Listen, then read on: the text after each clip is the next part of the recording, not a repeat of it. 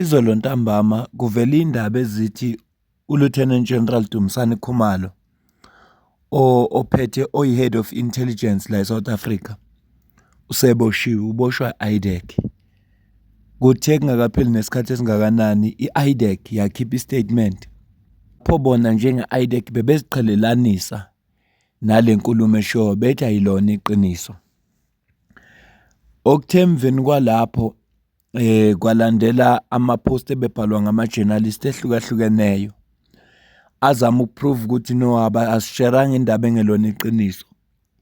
Even ummeli kaGeneral Dumisani Khumalo ufikile epolice station ngoba ubazi ukuthi uGeneral Dumisani Khumalo, uGeneral Madondo noGeneral Mkhwanazi naye ufikile ngoba uma esekhuluma nabezindaba uthi day before bathola i-intelligence ethi within 48 hours yena noGeneral Dumisani Khumalo noGeneral Madondo bazoboshwa. Wayesebona kuGeneral Mkhwanazi ukuthi uma kuboshwa uKhumalo ngcono asale sesondela ukuze i-IDEC ingasokoli mangabe naye banenhloso ukumbopha bababophe bobabili. Kunye futhi uShamasa akuvezile ukuthi iyamxaka lento yenziwa i-IDEC baphika kanjani ukuthi abasazi statement ekubeni kuyibona abake bafonela uGeneral Dumisani Khumalo. Is my understanding of events true, Mr. Ndebele? You're somewhat true. I represent Brigadier, I beg your pardon, General Khumalo, as well as General Madondo.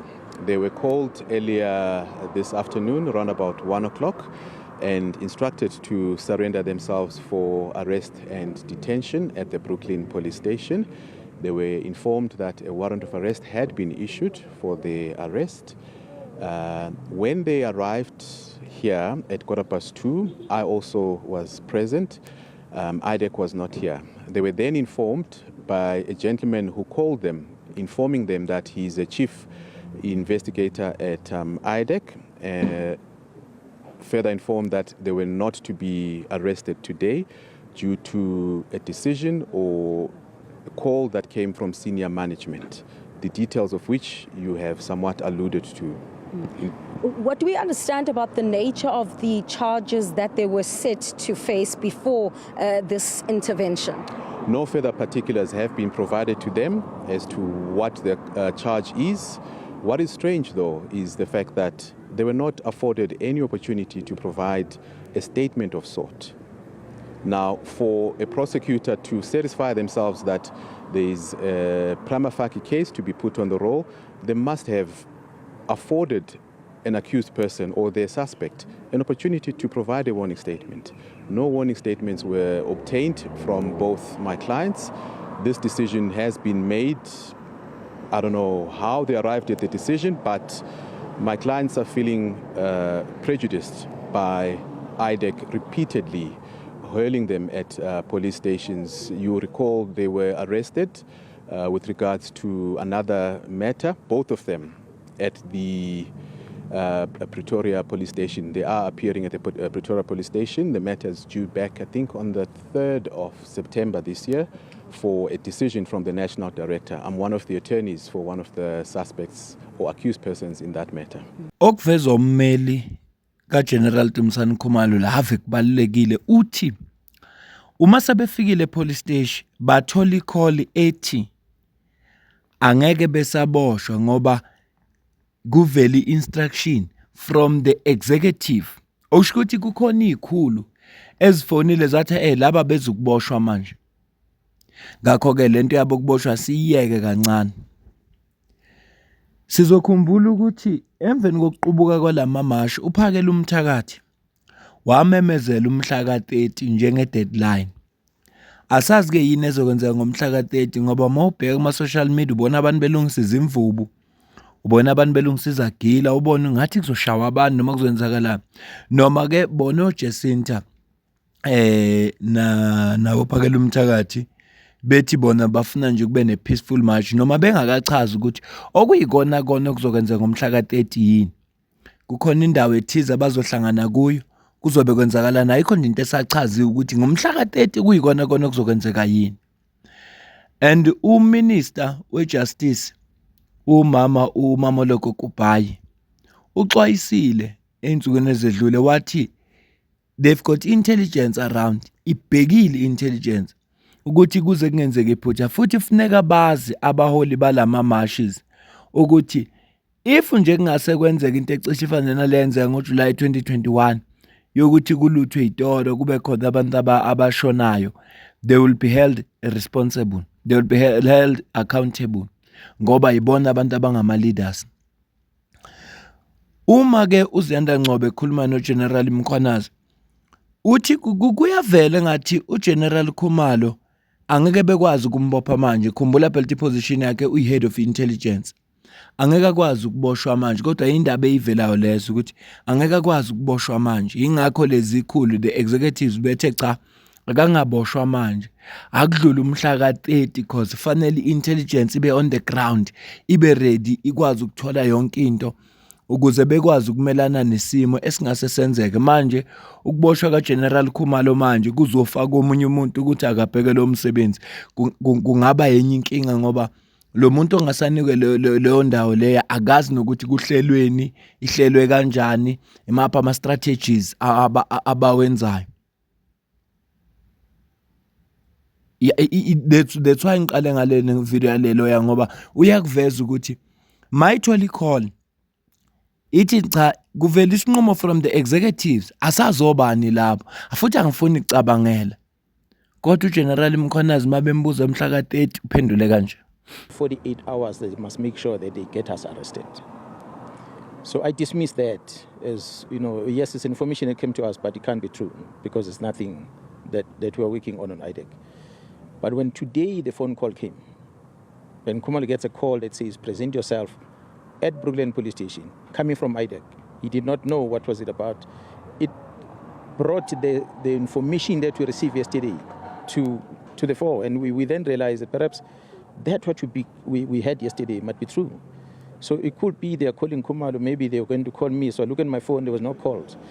But I also wanted to see the numbers that are calling Khumalo to confirm that indeed it's IDEC officials that called him. Hence I came here to meet with him because he was not with me at the time. So when I arrived here and I, with my own eyes, saw the numbers that called him. And unfortunately, another number from IDEC called him to say, you don't have to present yourself, which I find strange because the information we received yesterday was affecting me, possible me and him. But today it was a call for him alone. So I thought, okay, let me come and find out whether is it true or not true. Because then our colleagues from NPA, IDEC, might need to be honest and say, why did they make the phone calls to start with? Are they acting because of the rumor that was there yesterday? And if there was a rumor yesterday, I'm saying again, live on TV, there's no warrant of arrest that we have ever applied for an IDEC. In actual fact, there's not even an investigation for that matter.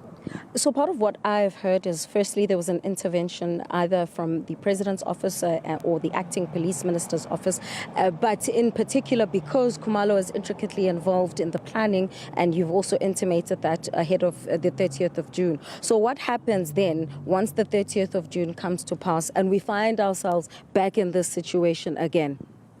Ms. Ngcobo, I want to challenge you to get the two gentlemen, and one of them is Mr. Perumal from IDEC, to tell you why did they call them to come here, and an hour later, why did they tell them not to come anymore? They must answer that question. Because if the reason of not coming anymore was to allow them to first manage the 30th of June, it means after the 30th of June, only then they would administer justice. This is not how the justice is supposed to be administered. If they have a warrant of arrest, they're supposed to execute. What was strange for me is what they were telling me, that they were told to bring the overnight back. And I said, but that's very strange. When you arrest a person, you either go to his house or wherever he is, you arrest him. If you say come to a police station, he comes to a police station, you can't say to a person, prepare to sleep over. Say, come to a police station and he gets charged. If he has to sleep over, he sleeps over. You don't have to prepare the person for that. So those activities that were quite strange for me. But I want to challenge you to ask the people who started this, which are those that made phone calls.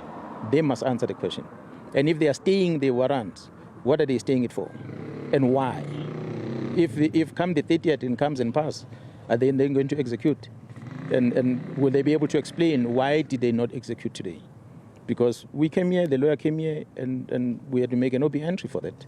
So it will be interesting tomorrow if they come around and say, we are now executing, because then they'll have to explain to court, why didn't you execute on the day? What was the reason? Who is this high authority that stopped them, and why? Ngenzeka kungena i-call evela from the president okanye kwi-office kaminister uProfessor Feroz Khachalia yabatshela no asilindeni umhla ka-30 udlule, okusho ukuthi kungenzeka simbone uGeneral noma sizwe indaba ezithi uGeneral Khumalo uboshiwe mase kudlula umhla ka-30 uma kodwa lezi indaba ezivela uziqiniso. Kodwa ukukhalisa umkhwanazi kukodwa ukuthi ngokomthetho ayikho into enjalo. Ngokomthetho uma umuntu ephula umthetho kufuneka aboshwe lowo muntu loyo. Awulindi ukuthi ufuna kudlule isigameko esithize. Ziningi izinto athi strange zenzekile. Okusho ukuthi intelligence yabo ebatshelile ibikhuluma iqiniso. Yabona lukhulu liyeza liyanyelela. Lukhulu liyeza liyanyelela. Ngizokwenza enye ivideo la ngizokhuluma khona nje nge-IDEC nokuboshwa kaGeneral Khumalo ngonyaka ophelile, ngoba sengake ngakuchaza ukuthi ukuboshwa kaGeneral Khumalo kwangonyaka ophelile eboshwa i-IDEC kwa-influencer uPaulo Sullivan. Wazikhulumela yena uPaulo Sullivan ukuthi yena owabiza uminister, wabiza i-IDEC, bahlala phansi balibheka lolu daba ukuthi bangalenze njani. From lapho General Khumalo namanye general no brigadier baboshwa. So lokho ke siyakwazi wasitshela yena uPaulo Sullivan. Futhi sengake ngakulalela lo video, kodwa nje okwamanje ngibabaza lokho ebesikuzwa izolo. Futhi siyabonga intatheli ukuthi zenze iqiniso, ngoba ekugcineni kosuku beziyoba abantu abaphusha propaganda. Ngoba mase kuvela indaba ezithi lento enizikhuluma yazi lona iqiniso akho General Khumalo bezoboshwa, abantu bebezothi awaseqalile lama journalist. Yingakho no futhi bake bathi kusilinda nje isikhathi izolo. Baloba sikhiphela ama clip o 20 seconds, 15 seconds. Bekukhombisa no nangu General Mkhwanazi sinayo, njengoba ekugcineni kosuku bagcina sebededela ivideo ephelele lapho sesizwa khona yonke into ikhulunywa. Kodwa ke uGeneral Khumalo ngokusho kwabo ubebiziwe, bengeke uGeneral Khumalo ayeke into azenzayo nelawyer yakhe yeke into ezenzayo baye police station bengabiziwe. Yikho ukuthi ke kuvela i-call from the executive.